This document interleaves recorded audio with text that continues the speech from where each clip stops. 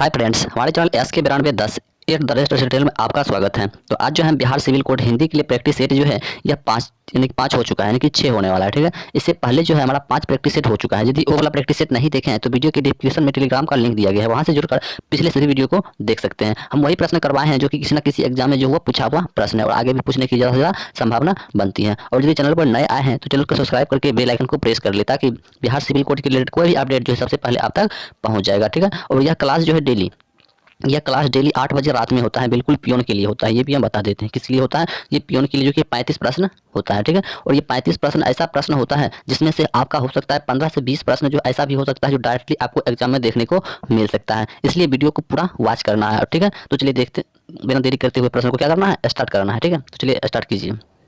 अगर किसी भी प्रश्न का आंसर आप पहले से जानते हैं तो उसका आंसर जो आप कमेंट बॉक्स में कर सकते हैं। ठीक है, तो चलिए प्रश्न को स्टार्ट कीजिए कि विलोम शब्दों का सही युग्म निम्न में से कौन सा है। विलोम शब्दों का युग्म जो है निम्नलिखित में से जो है कौन सा है, बताइए। देखो यह जो है आस्तिक का नास्तिक, क्या है, आस्तिक नास्तिक, ये जो बिल्कुल सही है। देखो आस्तिक का मतलब क्या होता है, देखो आस्तिक का मतलब होता है कि जो भगवान पर विश्वास रखता है, जो भगवान पर विश्वास रखता है उसको आस्तिक कहा जाता है। जो भगवान पर विश्वास ना रखता है उसको नास्तिक कहा जाता है। तो इस तरीके से इस प्रश्न का बिल्कुल सही आंसर जो ऑप्शन सी हो जाएगा, आस्तिक का नास्तिक। ठीक है, चलिए देखते हैं अगला प्रश्न को। अगर ऐसा भी कोई प्रश्न होगा जो आपको समझ में नहीं आया हो तो हमसे कमेंट के माध्यम से आप पूछ सकते हैं। ठीक है, उसका रिप्लाई देते हैं और देने की भी कोशिश करेंगे। ठीक है, तो चलिए दूसरा नंबर प्रश्न कीजिए कि उस विकल्प का चयन करें जो निम्न मुहावरों का सही अर्थ जो है व्यक्त करता है। यानी कि फूल झरना मुहावरों का अर्थ क्या है। फूल झरना मुहावरों का अर्थ जो है ये क्या है। देखो फूल झरना मुहावरों का अर्थ होता है ना कि प्रिय वचन बोलना। क्या होता है कि प्रिय वचन बोलना। जैसे में देखो कि वह ऐसा बोलता है, वह ऐसा बोलता है मानो उसके मुंह से क्या झर रहा है, फूल झर रहा है। वह ऐसा बोलता है कि मानो उसके मुंह से क्या झर रहा है, कि फूल झर रहा हो। ठीक है, तो इस प्रश्न का बिल्कुल सही आंसर जो ऑप्शन ए हो जाएगा, कि प्रिय वचन बोलना। ठीक है, फूल झरना का अर्थ होता है। चलिए देखते हैं अगला प्रश्न को। चलिए अगला प्रश्न कीजिए 3 नंबर कि जो पढ़ा ना जा सके, जो पढ़ा ना जा सके वाक्यांश के लिए एक शब्द होगा। यानी कि जो पढ़ा ना जा सके उसके लिए एक शब्द जो है क्या होने वाला है। देखो जो पढ़ा ना जा सके उसके लिए एक शब्द होता है अपठनीय। क्या होता है, उसके लिए एक शब्द जो होता है वो अपठनीय होता है। ठीक है, और जो पढ़ा ना गया हो, जो पढ़ा ना गया हो उसके लिए जो एक शब्द होता है वो अपठित होता है। ठीक है, और जो कहने योग्य ना हो, जो कहने योग्य ना हो उसको अकथनीय कहते हैं। ठीक है, और जो पढ़ा गया हो उसके मतलब उसको अपठित कहा जाता है। क्या कहा जाता है, तो उसको पठित कहा जाता है। जो पढ़ा गया हो उसके लिए एक शब्द जो उसे पठित कहा जाता है। ठीक है, तो ये सब फैक्ट को भी याद रखना। चलिए देखते हैं अगला प्रश्न को। चलिए अगला प्रश्न कीजिए 4 नंबर कि दिए गए शब्द का समानार्थी शब्द बताइए। हिरण का समानार्थी शब्द जो ये क्या है। देखो हिरण का समानार्थी शब्द क्या होने वाला है। देखो हिरण का समानार्थी शब्द जैसे क्या होता है, मृग होता है। क्या होता है, जैसे मृग हो गया, सारंग हो गया। ठीक है, जैसे मिरिंग हो गया, सारंग हो गया, कृष्ण सार हो गया, कुरंग हो गया, तो ये सब होता है। तो इस प्रश्न का बिल्कुल सही आंसर जो ऑप्शन डी हो जाएगा, मृग। चलिए देखते हैं अगला प्रश्न को। अगला प्रश्न है 5 नंबर की सही वर्तनी वाले शब्द का जो है चयन करना। ठीक है, इसमें आपको बताना है कि ऐसा कौन सा स्पेलिंग है जो कि सही लिखा हुआ है। ठीक है, ऐसा कौन सा स्पेलिंग है जो कि सही लिखा हुआ है। देखो निरामिष, निरामिष जो ऑप्शन ए में जो बिल्कुल सही लिखा हुआ है, निरामिष। ठीक है, चलिए देखते हैं अगला प्रश्न को। चलिए अगला प्रश्न कीजिए 6 नंबर की युद्ध करने की प्रबल इच्छा, युद्ध करने की प्रबल इच्छा इस वाक्यांश के लिए एक सार्थक शब्द दीजिए। युद्ध करने की प्रबल इच्छा इस वाक्यांश के लिए जो एक सार्थक शब्द देना है, बताइए। देखो जो युद्ध करने की प्रबल इच्छा जो होता है उसको जो है ना युत्सा कहा जाता है। क्या कहा जाता है, युत्सा कहा जाता है। यानी कि ऑप्शन ए जो है बिल्कुल सही हो जाएगा, युत्सा। ठीक है, और देखो जिस पर विजय पाना कठिन हो, जिस पर विजय पाना कठिन हो उसको दुर्जय जी कहा जाता है। ठीक है, और जिसका कोई शत्रु ना हो, जिसका कोई शत्रु ना हो उसको अजात शत्रु कहा जाता है। और युत्सु का मतलब होता है कि मतलब योद्धा। इसका मतलब क्या होता है, इसका मतलब जो है योद्धा होता है। ठीक है, चलिए देखते हैं अगला प्रश्न को। चलिए अगला प्रश्न जो कि 7 नंबर प्रश्न है कि दिए गए शब्द का समानार्थी शब्द का चयन करें। यानी कि झगड़ा का समानार्थी शब्द जो ये क्या होने वाला है। देखो झगड़ा का समानार्थी शब्द जो होता है वो क्या होता है, जैसे मतलब क्या कहते हैं, द्वंद्व हो गया, कलह हो गया, तत्कार हो गया, मतभेद हो गया। देखो ये सब होता है झगड़ा। ठीक है, तो कहने का मतलब जो है ये द्वंद्व, यानी कि यहाँ पर द्वितीय लिखा गया। ठीक है, यहाँ पर जो है द्वंद्व होगा। ठीक है, द्वंद्व क्या हो जाएगा, तो ये द्वंद्व हो जाएगा। ठीक है, चलिए देखते हैं अगला प्रश्न। चलिए अगला प्रश्न जो कि 8 नंबर प्रश्न है कि खर पर्यायवाची शब्द है। यानी कि खर जो है ये किसका पर्यायवाची शब्द है। देखो खर, खर का मतलब क्या होता है, सबसे पहले समझो खर का मतलब होता है गधा।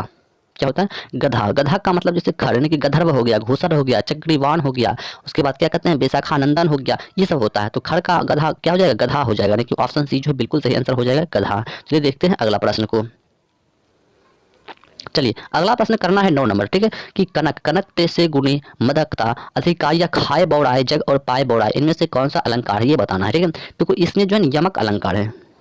कौन सा अलंकार है? इसमें जो है यमक अलंकार है। देखो यमक अलंकार किसे कहा जाता है, सबसे पहले इसे समझो। देखो जहां पर मतलब दो शब्द, जहां पर मतलब किसी दो शब्द का मतलब अर्थ मतलब क्या होना चाहिए, मतलब दो शब्द हो और उसका अर्थ भी क्या होना चाहिए, अलग अलग होना चाहिए। जैसे यहाँ पर देखो कनक दो बढ़ाया है, ठीक है।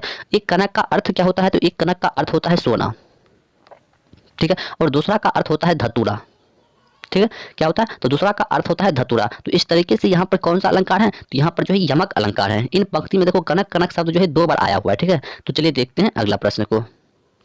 आशा है कि वीडियो आपको समझ में आ रहा होगा, ठीक है। तो ऑप्शन की बात करें तो ऑप्शन सी जो है बिल्कुल सही हो जाएगा। चलिए देखते हैं अगला प्रश्न को। चलिए अगला प्रश्न कीजिए 10 नंबर, कि पाप करने के बाद स्वयं दंड पाना के लिए एक शब्द क्या है। पाप करने के बाद स्वयं दंड पाना के लिए एक शब्द जो है ये क्या है।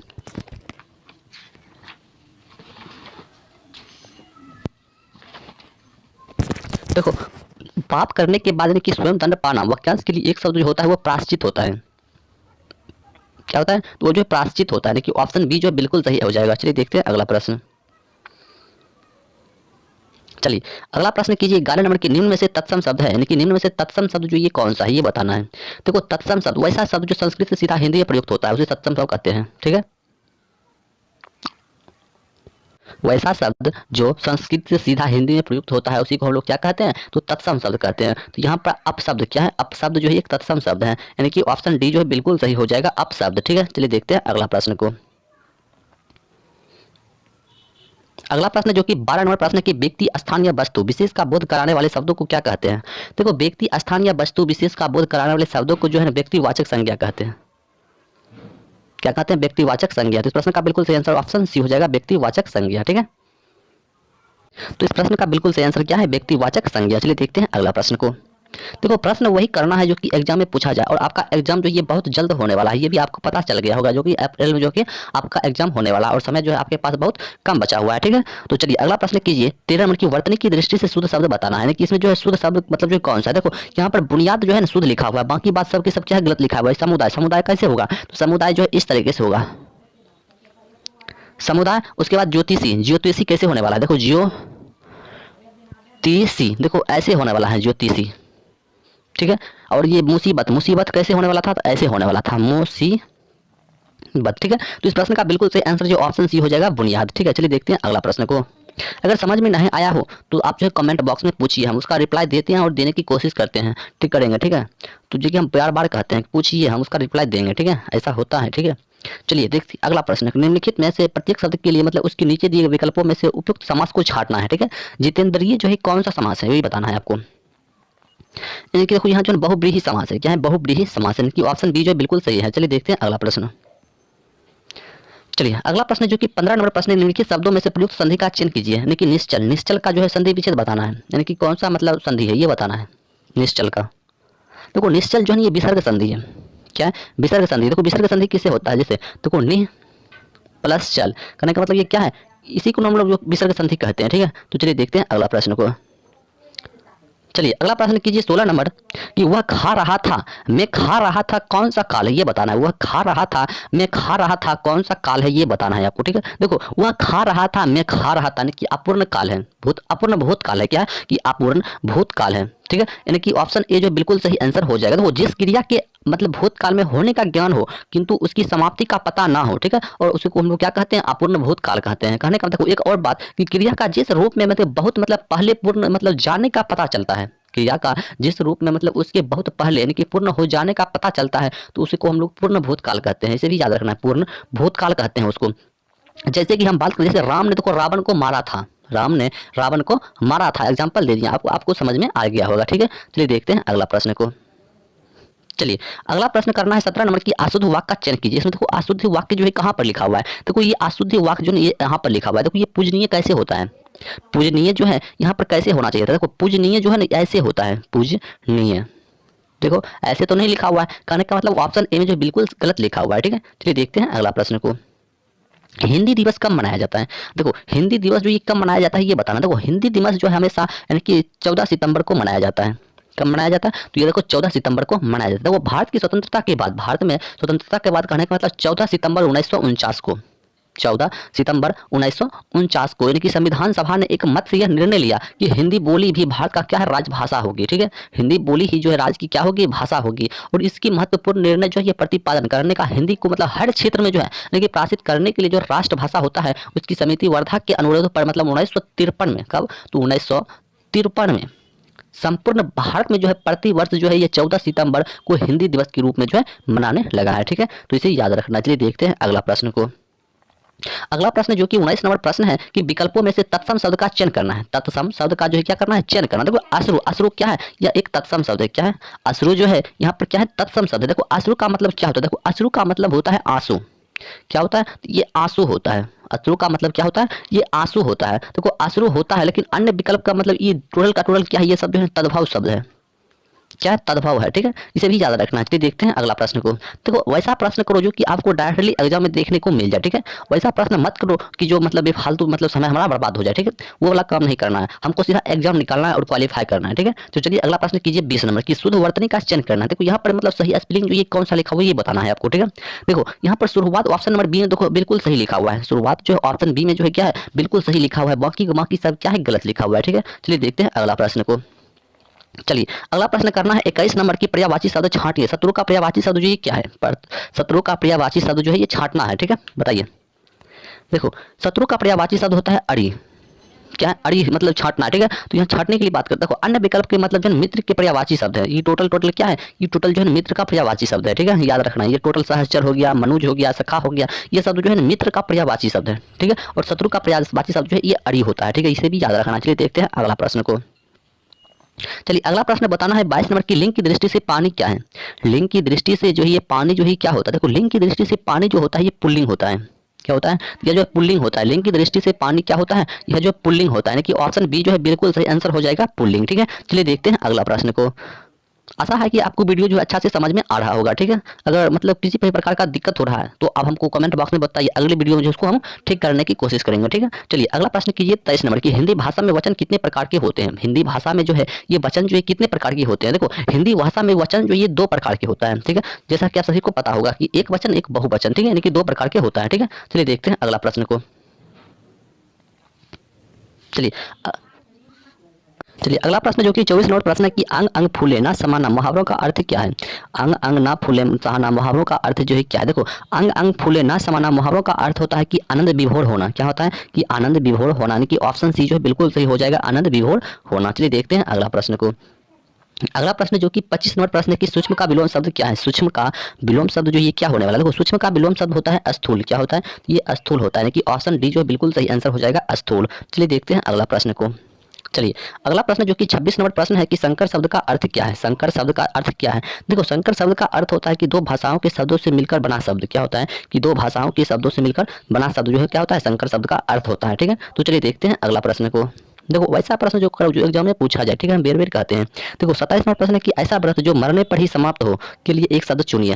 देखो आम्र व्रत होता है। क्या होता है, मरने पर ही समाप्त होता है, ये आम्र व्रत होता है। ठीक है, यानी कि 27 का बिल्कुल सही आंसर जो है ऑप्शन ए हो जाएगा, आम्र व्रत। ठीक है, चलिए देखते हैं अगला प्रश्न को। देखो अगला प्रश्न जो कि गद्यांश का है। ठीक है, सबसे पहले आप गद्यांश को पढ़िए, जैसा कि गद्यांश आपको साइड से दिख रहा होगा। ठीक है, चलिए जैसा कि गद्यांश आपको साइड से दिख रहा होगा कि इस गद्यांश में बताया गया है, मतलब इस गद्यांश में जो है क्या बताया गया है।